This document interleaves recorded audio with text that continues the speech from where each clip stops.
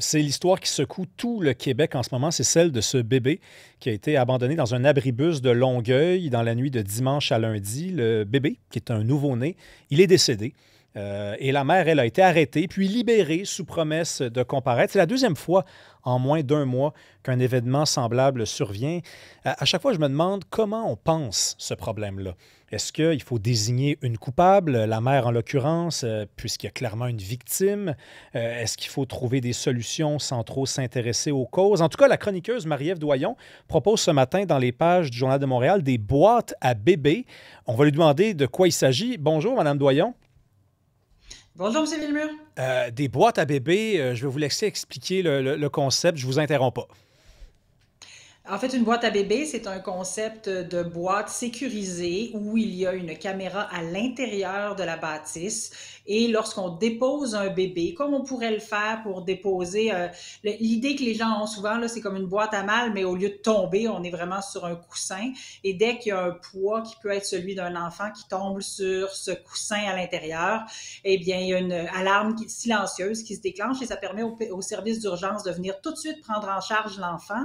Et ça donne à la maman qui abandonne une amnistie. Donc, vous avez fait le geste responsable de laisser votre enfant dans un endroit sécuritaire. On comprend que 1000 raisons font qu'aujourd'hui, vous devez procéder à cet abandon d'une situation dramatique. On ne vous poursuivra pas. Vous avez fait de votre mieux. Vous avez laissé votre enfant à un endroit sécuritaire et on en prend tout de suite charge. Évidemment, c'est pas une solution idéale. C'est une solution qui fait sursauter beaucoup Ben les oui. gens qui n'en ont jamais entendu parler. Mais ces boîtes à bébés, elles sont disponibles de plus en plus Où et à ça? plusieurs endroits. D'abord, dans plusieurs États américains, notamment les États conservateurs où l'avortement est de moins en moins disponible.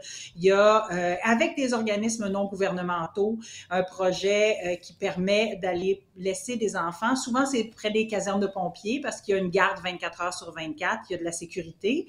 Il y a également des pays au Japon, il y en a à plusieurs pays d'Asie, il y en a dans les pays du Moyen-Orient aussi.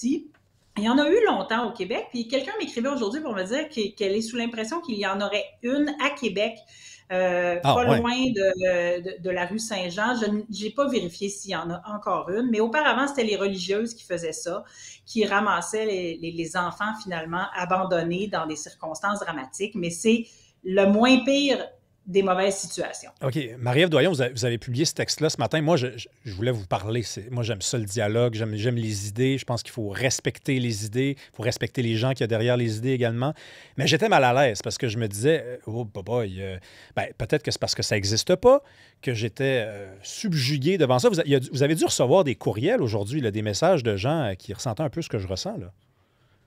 Absolument. J'ai reçu des messages de gens qui pensaient que c'était impensable. Alors, je les ai dirigés. Time Magazine a fait un long article au début du mois d'octobre, si je ne me trompe pas, pour revenir sur l'augmentation de la présence de ces boîtes. Certaines, il y en a en Colombie-Britannique aussi. Elles sont appelées à ce moment-là les Angels Cradle, finalement, le berceau des anges. Il y en a dans des quartiers défavorisés où on pense que les femmes pourraient avoir moins accès à des services de contraception, à des services d'adoption réfléchis ou des services de planification des naissances. Alors oui, j'ai reçu des gens qui me traitaient d'un peu tous les noms, mais Mhm. ça arrive quand c'est des dossiers émotifs. Mais traiter les gens de tous les noms et dire c'est impensable, ces femmes sont des criminels, ce ne sont même pas des mères, elles ne méritent pas, elles devraient être emprisonnées, ça aide pas ce petit bébé-là qui est mort de Ouais. froid dans un abribus. D'ailleurs, on ne sait pas encore dans quelles circonstances il est décédé. Hein. Était-il décédé avant d'être laissé dans cet abribus? Est-ce que... Peu importe. Il y a des centaines de circonstances qui font que malheureusement, une femme n'a peut-être pas accès à de la contraception, que la contraception n'est peut-être pas efficace, que l'homme ne portait pas non plus de contraception et où une grossesse peut se retrouver avec une situation qui change très rapidement en fin de grossesse Ouais. et une maman en désespoir. Là, ben, il faut penser à des solutions qui sont parfois choquantes, mais qui préservent des vies d'enfants. Mais Marie-Ève Doyon, c'est un crime, par contre, d'abandonner un enfant. Ici, oui, tout à fait. C'est un crime d'abandonner un enfant. Il y a des circonstances atténuantes. On le sait, Ouais. de plus en plus, les tribunaux vont parler de la capacité mentale à faire un jugement.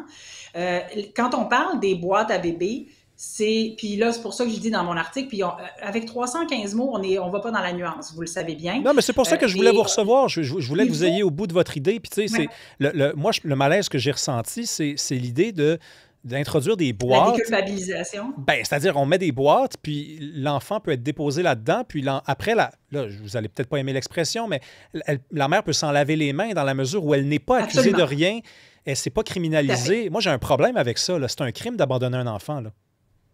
Tout à fait. Je comprends absolument ce point de vue-là. L'objectif, puis moi, ma chronique dit, si on pouvait l'encadrer. Encadrer comment? Par exemple, le drame va encore plus loin que ça, M. Villemur, parce que lorsqu'un enfant est abandonné de cette manière, que ce soit sur le perron d'un individu ou sur un banc de parc ou peu importe, il y a un bris de filiation. Il y a donc, on ne saura jamais c'est qui son parent, on ne saura pas s'il y avait des problèmes de santé dans la famille. On va découvrir en faisant des examens dès la prise en charge de l'enfant s'il a besoin d'une désintoxication parce que sa mère était une personne intoxiquée ou qu'elle était dépendante. Vous comprenez que c'est la pire des moins pires solutions, ou la moins pire des pires solutions, pardon. Maintenant, pourquoi décriminaliser dans ce cas-là? Pourquoi permettre une amnistie? Ben oui. Ben, pour éviter justement qu'un enfant meure et soit caché dans une poubelle après coup parce que la femme a eu trop peur d'aller chercher de l'aide. Puis l'encadrer, ça voudrait aussi dire, puis là, je suis pas une juriste, je fais pas non plus une expertise des soins de santé prénataux au Québec, mais au Canada, on pourrait dire, vous avez 30 jours, dès que vous laissez un enfant dans une boîte à bébé, vous avez 30 jours pour revenir nous voir. Prenez le temps d'avoir de l'aide. Reprenez votre souffle. Demandez de l'aide. Essayez de vous en sortir vous-même. Parce que ce qui mène parfois des femmes à laisser un enfant au bord de la rue ou à la crèche, peu importe, ben des fois, c'est des circonstances où elles sont prises dans un cycle de violence, où elles sont prises dans un cycle de pauvreté, où elles sont éloignées. Des gens me disent, hey, les services sociaux, c'est facile, il y en a, la contraception. Mais quand on est dépendante, droguée, on oublie de la médication, on ne va pas toujours la chercher. Souvent, on est violé, agressé sexuellement ou on échange des services sexuels contre une dose de drogue.